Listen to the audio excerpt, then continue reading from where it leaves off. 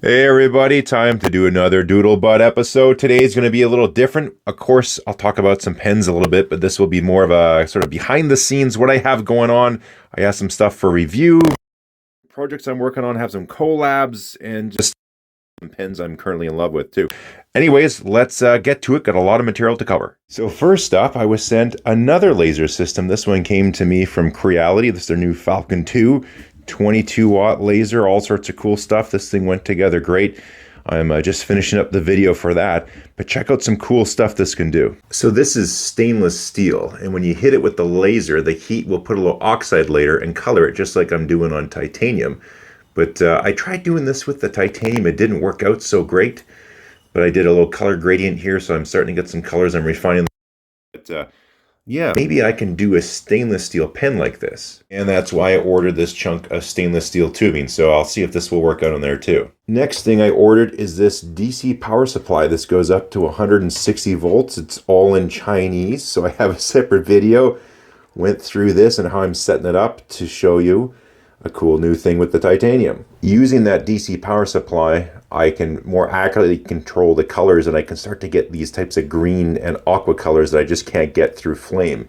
And also, depending on the surface finish, look at this. I can make it sort of change from purples and have some blues and greens in it depending on the direction of light. The camera's not picking it up as much here, but you can start to see down here some of the green. So you know those cars that you see with those trick paint jobs and it changes colors as it drives past you? I can sort of do this with the titanium. But I will be combining the DC power supply with titanium anodizing, and then I'll be putting it onto the laser here to etch in a pattern and then put it back underneath the power supply and with the dielectric there and anodize different colors. So I'll be able to have patterns with different color anodizing on titanium fountain pens. Next up, I have two collab videos that are in the works right now. First one, I made an announcement. Going to be having a video with a nib meister. It's going to be Josh Lax. He actually won. They had that nib wars at the DC Pen Show. I wasn't there, but I heard about it. A bunch of nib meisters got together and they requested to grind different nibs. He won the competition, so that'll be pretty cool. We're going to talk. We got a lot of topics, tons that we came up with ourselves, and I put the questions out there, put a post. So check that out. Put some, if you have a question you haven't put one in there yet, please do that. We might have to break it into two videos, we'll see, because there's just so many possibilities for us to go over. I told him to look at some of my videos, so he has, like this reverse architect I did on there. He's got some comments, he said. And, I did my Lamy 2000 extra fine into a cursive italic, so he's going to review the grinds I did and give some comments on that, and also just all sorts of stuff we're going to go through. There's quite a wide range of things we'll be discussing. We'll see if we can get some of the viewer comments in the first video, but who knows, we might have to do a separate video just for all the questions people had. The other collab video I'm going to be doing, I haven't mentioned this yet, but this is with Inky Rocks. We've been chatting a little bit and we thought, you know what, we have very different styles. We should do a video together. And so it's in the works. I think this is going to be quite a fun video. We have very different perspectives and views on pens and things we talk about, different styles. So this is coming. We're working on questions and stuff right now. I have quite a few for her. She's got lots for me. And yeah, I think this is going to be a fun video. Different perspectives talking about the same topic. Keep your eyes out for that one. Next thing I'm thinking of doing is actually a pen sale. Selling a few pens that I'm just not using a whole bunch. One of them, these are my for sure ones. So this is a Franklin Christoph Model 46. Beautiful looking pen, this gorgeous green. Nothing wrong with it. I just, for whatever reason, don't use it that much. So I don't know. I'm going to get rid of it. I have a new pen purchase that I'm thinking of. I'll share that in a moment. This Live in You one as well. Same thing. Beautiful looking pen. All sorts of great stuff. I'm just not using it. This Le Bon 300. Same type of thing. This is like the smoothest nib ever on this thing. But yeah, just not going for it a whole bunch. Now, there's a few other sort of maybe pens. Let me show you those. A maybe pen would be this Leonardo Memento Zero. And this is the Blue Hawaii. So I've had this one for a bit. Used it, but I don't know. It's just something never really connected me with the pen very much. It works well. There's really no problems with it. All that stuff. I even got an extra nib, so I got a fun stub and then the other nib it came with. But for whatever reason, I just not in love with the pen and don't use it too much. Another one potentially is this Visconti Rembrandt. I like the whole magnetic cap system, all that. It's not quite perfect the way they designed it, but it's a nice pen, nice writer, all that stuff. But again, I'm just not using it too much. This Ondoro, so this is the Faber-Castell Ondoro with the smoked oak. Again, nothing wrong with the pen, but I just don't use it a ton. This is a big maybe. My Omas 556F. So this is faceted, has a lovely flex nib, vintage, all that stuff. I paid good money for this pen. And I don't know. I've used it when I first got it, but other than that, I really haven't done anything with it. So I'm toying with it and maybe just let it sit, and maybe it would appreciate in value. Maybe it wouldn't. I don't know. But for whatever reason, I just really haven't connected with the pen. No fault of its own. I have some other pens I'm thinking of getting, and I might, this would be a long shot, probably a no.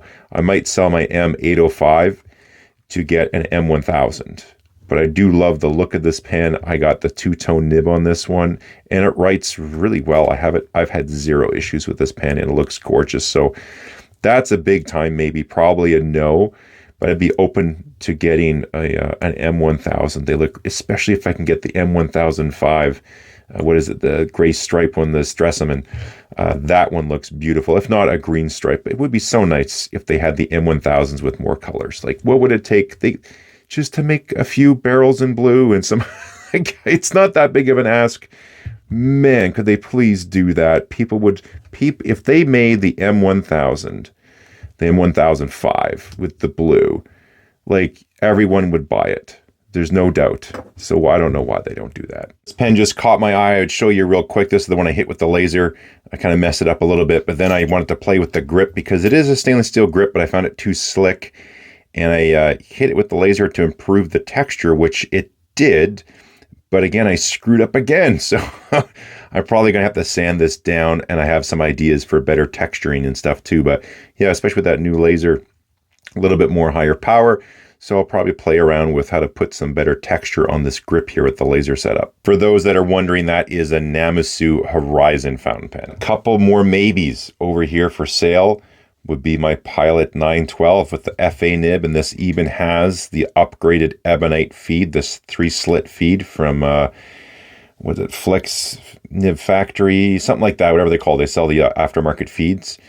Again, nothing wrong with the pen. Mega flex with the feed, it keeps up, it writes wonderfully. I'm not using it a ton, and I might. There's two options here. So the Pilot Vanishing Point, great pen. I like the Majon A1. This one, of course, is much nicer.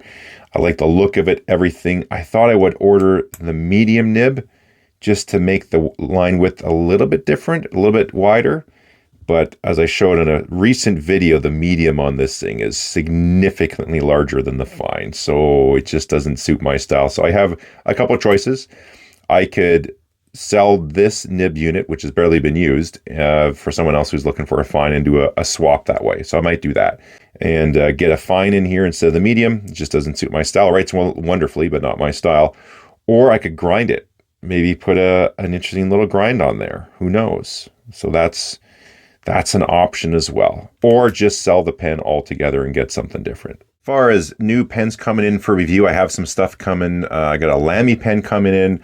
I have a new Kaweco pen coming in. I have some stuff from, let's see, Esterbrook coming to me. There'll be a pen with a very interesting nib on there as well.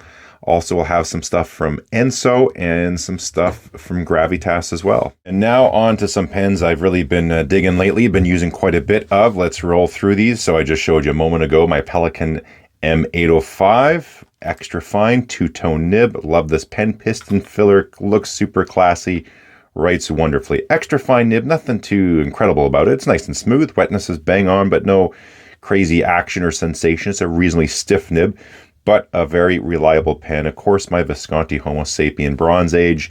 This was after being retouched by Mark Bacchus, and he just did wonders to this. It writes exactly how I want, and the whole capping mechanism is so lovely, and just everything about the pen, it's great. This Pilot Elite, I rarely go without this pen being inked. Maybe I'll go a month, and then I have to get it back in rotation. So I just think this is one of the coolest little pens around, especially these vintage ones with those lines and the colors. It just, yeah, you've heard me talk about this pen many times if you watch my channel. Love this pen. The nib on it is wonderful as well. Let's jump over to this one because this is sort of similar as far as the feel when you write with it. So this is the Enso Puma in the Primary Manipulation 4 special resin. And not only does it look cool, this little Bach nib on here, this is a gold 14K fine. It just writes wonderfully. Such a really, really nice sensation. Typically, I like bigger pens. So this is, yeah, it's just the right, you know, it can't really be too much smaller. And then I might not like it as much, but it's got enough size to it. And it just fits really well in the hand. So this was a really surprise pen to me. It's stunning, of course. But once you get past that, it's like, how does it work? How does it write? It's never hard started. The sealing works great. So I've been thoroughly enjoying that one. Of course, my 149, it's like always inked and I always use it. And yeah, if I want to do nice writing or just play around, I always go for this pen. And then finally on my Lamy Dialogue 3, that's what's in the 6-pen case. I got my little 2-penner as well. But yeah, since I put this new nib on here, this extra fine, the black nib version as well, you probably won't put the C on here, but it's a mild little architect grind on this one. And I always have Kaweco Ruby Red in it. It's great for printing, and I just like the rotating action. It is more comfortable in my hand versus the Vanishing Point. The clicking on the Vanishing Point is superior, but that is cool, that whole mechanism. So the cool factor's there, but I love this nib for printing. And finally, what's in the 2-pen case? If I'm just gonna not bring any other pens with me, I'll always grab the 2-pen case. 2 classics. We got a vintage Parker 51. I love this one. This is the special, so it's not even the gold nib, but it's got the Lustraloy cap. I like the look at it and just the feel of it, all that stuff, and it always writes. Just if there could be one single drop left in this pen, and it will come out the nib. So that's a great feature with it. Writes quite nicely too, and it's sort of in between that fine and medium, so I don't have many nibs of that nib size. This one's very enjoyable, nice and smooth. And then my Lamy 2000. Again, it's mega reliable. I just appreciate the pen. It works so great. You know, some people just don't like it at all. The ears they hate, or the grip, or whatever it is, but I really, really enjoy it. I did enjoy it for a while because the nib wasn't to my liking. The extra fine was just too thick. So I ground it, and now it's got that Cursive Italic extra fine. And this thing is just fantastic. That's everything I want to go through, just to give everyone an update about reviews I have coming up of new pens, collabs. I got a new laser setup. I'm testing around with that. Going to have some fun. Oh, that treasure box, if you saw a while ago, I'm going to use the laser to make the innards to make that into a cool pen case, pen storage deal. Pen sale potentially coming up. Some for sure. I don't know about all of them. And these are the sort of the favorite pens I just can't get enough of, been using all the time. So I wanted to give you just a quick little update. I haven't done a video like this before, but thought I'd cover a bunch of stuff.